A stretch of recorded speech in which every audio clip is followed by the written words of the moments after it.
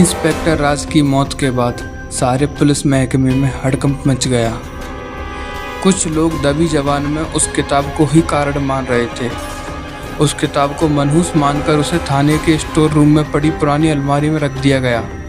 सबको हिदायत दी कि कोई भी इसके बारे में बात नहीं करेगा, ना ही कुछ बताएगा। वैसे भी मीडिया में पुलिस की बहुत थू-थू हो चुकी थी। जब अपराधों को रोकने वाले ही अपराधियों के शिकार हो जाएं और पुलिस के पास कोई जवाब भी ना हो तो डिपार्टमेंट की किरकिरी होना स्वाभाविक है। हेडक्वार्टर में कुछ गहन बैठक चल रही। इन हत्याओं का कोई सुराग नहीं मिल रहा था।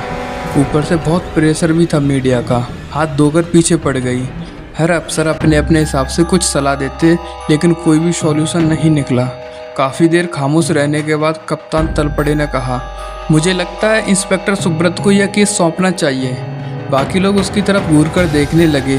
आखिर कौन सी बला है ये? बिल्कुल नास्तिक, जाबाजों का जाबाज, मर्दानों में मर्द, हार न मानने वाला ये सुब्रत। इसने उन केसों को सॉल्व किया है जिनको अनसॉल्व समझकर छोड़ दिया जाता है। बस इसकी एक ही कमी है, अकड़ू है थोड़ा।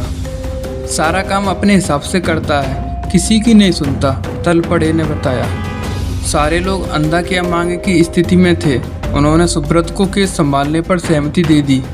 अगले ही दिन सुब्रत का ट्रांसफ़र इस थाने में कर दिया गया और तत्काल प्रभाव से ज्वाइनिंग भी कर दी गई। पहले दिन जैसे ही सुब्रत ने पुलिस स्टेशन में कदम रखा, सारे पुलिसकर्मी उसको देखते रह गए।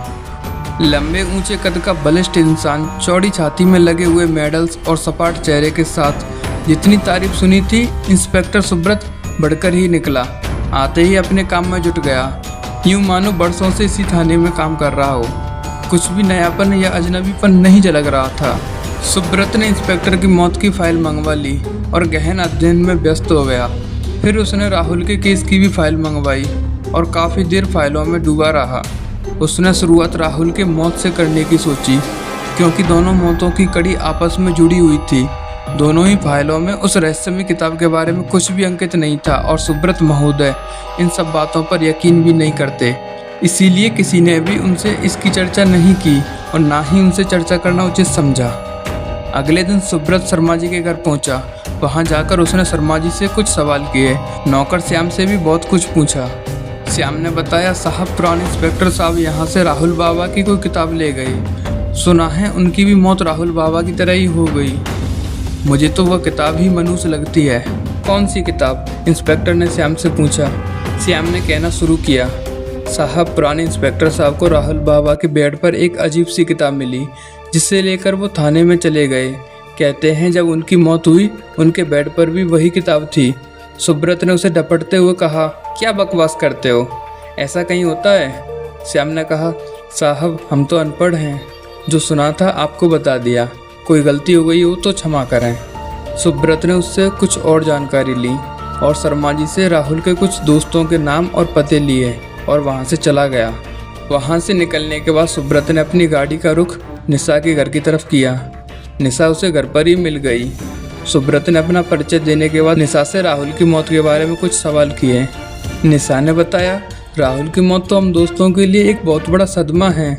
राहुल की किसी के साथ कोई दुश्मनी नहीं थी और उसका स्वभाव भी बहुत अच्छा था। कोई भी उसे मारने की सोच भी नहीं सकता। पर एक अजीब बात जरूर मैंने भी सुनी है, राहुल के पास भी रघु की कहानियों की किताब मिली है। कौन है ये रघु? इंस्पेक्टर ने पूछा। तब रघु और उसकी किताब की सारी जानकारी एक एक करके निशा ने इंस्पेक्टर को दे दी। सारी बात सुनकर सुब्रत कुछ सोच में पड़ गया और निशा से उस लाइब्रेरी का पता लेकर लाइब्रेरी की तरफ निकल गया। लाइब्रेरियन के पास पहुंचकर सुब्रत ने अपना परिचय और उस केस की जानकारी लाइब्रेरियन को दी।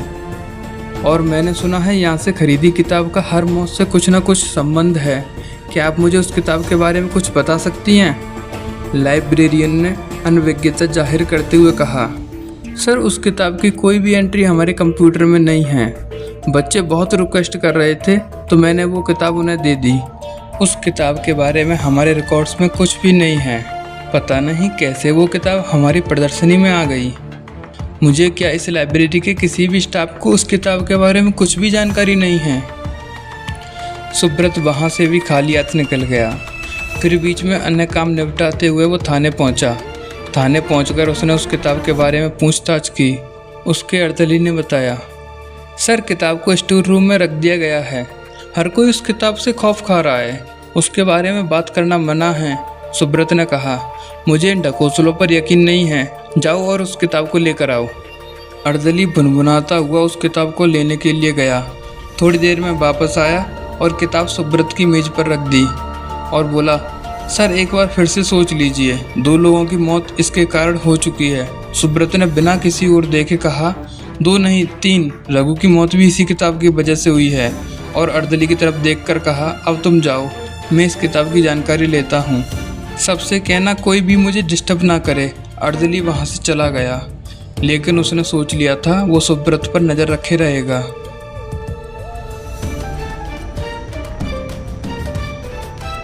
सुब्रत ने उस किताब को पढ़ना शुरू किया।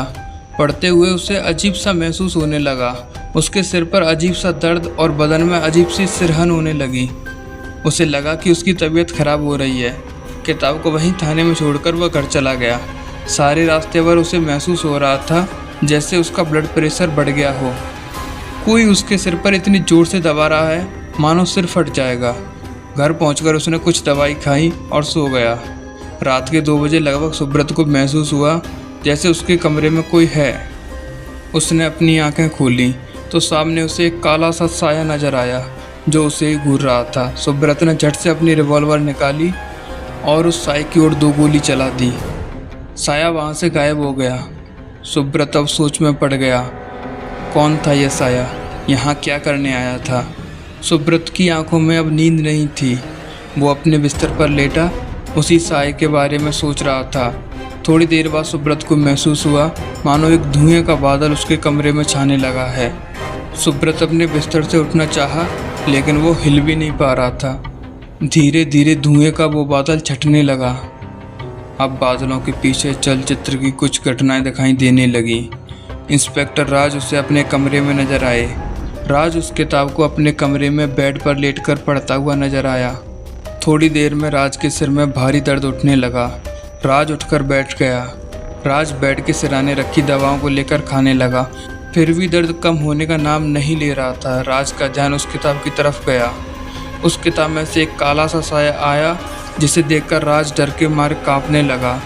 उस काले साये ने राज के सिर पर हाथ रखा। राज एक विशेष मुद्रा में बैठ गया। उसके बाद उस काले से साये ने राज के शरीर पर एक मोटी सी जंजीर से चोट करना शुरू कर दिया।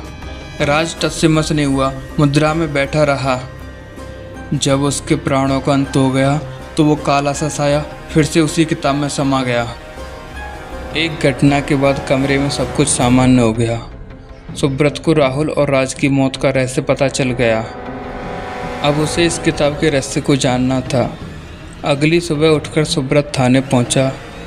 वहां से उसने किताब को लिया और 2-3 दिन की छुट्टी की अर्जी देकर निकल पड़ा। उसने विंध्याचल की एक बस पकड़ी। शाम होने से पहले वो विंध्याचल पर्वत पर पहुंच गया। विंध्याचल पर्वत पर जंगलों में बढ़ते हुए झाड़ियों में एक गुफानुमा संरचना उसे नजर आई। उसी के अंदर वो चला गया। ऊपर से सकरी दिखने वाली गुफा अंदर से बहुत चौड़ी हो गई। वहीं एक सिद्ध पुरुष बैठे तपस्या में लीन थे। सुब्रत उनके सामने जाकर बैठ गया। थोड़ी देर में सिद्ध पुरुष ने आंखें खोली और सुब्रत को देखकर मुस्कुराते हुए पूछा, अब कौन सी समस्या आन पड़ी पुत्र? सुब्रत ने हाथ जोड़कर उस किताब को उनके समीप रख दिया। सिद्ध पुरुष ने अपना बायां हाथ उस किताब के ऊपर रखा और ध्यानमग्न हो गए।